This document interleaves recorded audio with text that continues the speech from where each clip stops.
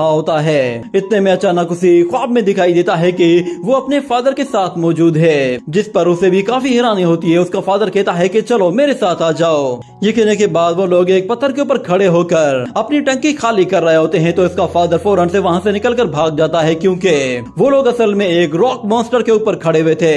तो उसका फादर तो निकलकर भाग जाता है, मगर दूसरी तरफ हाउटियान मॉन्स्टर से बड़ी मुश्किल से अपनी जान बचा रहा होता है। और वो अपने फादर से कहता है कि आपने मेरे साथ चीटिंग की है, आप यहाँ से बहुत जल्दी भाग गए थे।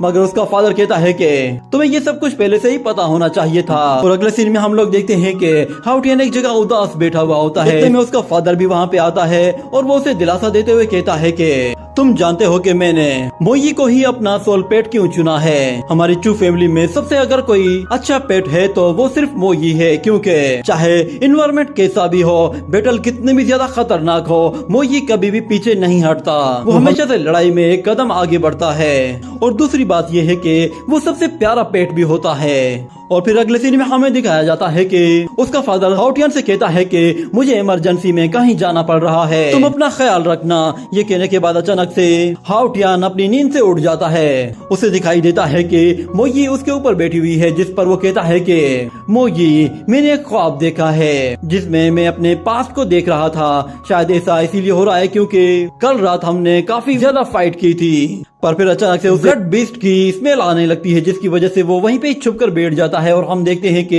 एक शख्स भाग रहा होता है और अचानक से उसके पीछे एक ब्लड बीस्ट आता है, जो कि उसके बीस्ट को मारकर उसे नीचे गिरा देता है। उस बीस्ट को देखकर हाउटियन कहता है कि ये तो यांग फैमिली का बहुत ही फेवरेट एविल ब्लड बीस्ट है, मगर ये यांग फैमिली क्यों आइसलैंड में क्या कर रही है। और दूसरी तरफ वो वॉरियर यांग फैमिली के मास्टर से कह रहा होता है कि प्लीज मुझे जाने दीजिए, मुझसे गलती हो गई है, मुझे लगा कि शायद आप भी एक प्रिजनर हैं। अगर मुझे पता होता कि आप यांग फैमिली से हैं तो मैं आपको बिल्कुल भी डिस्टर्ब नहीं करता।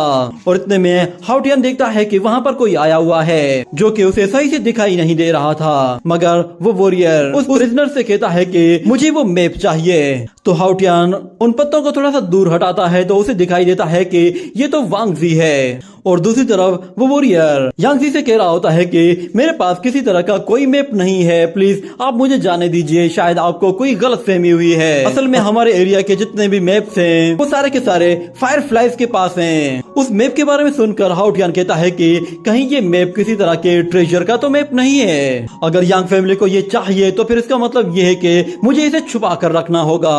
और दूसरी तरफ हम देखते हैं कि वो ब्लड बीस्ट उस वॉरियर को मार देता है, क्योंकि अब वो यांग फैमिली के किसी काम का नहीं रहा था। और फिर यांगजी कहता है कि ये इतना बड़ा आइसलैंड है और यहाँ पर 3000 प्रिजनर्स हैं, आखिर मैं किस किस के पास जाऊं। अगर मैं एक एक के पास जाकर उससे फाइट करके